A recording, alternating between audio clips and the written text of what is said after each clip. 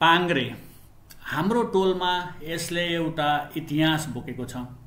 यसलाई हाम्रो टोलमा भाडामा बस्न आउँदा एकजना साथीले धेरै वर्ष अगाडि सानैमा ल्याएका थिए।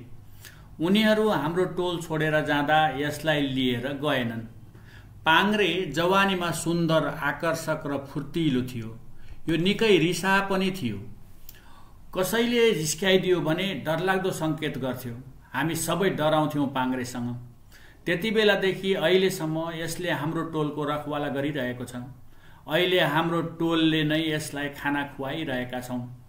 पाङ्ग्रे आउनुभन्दा अगाडि मैले हाम्रो घरमा ब्ल्याकी ल्याएँ।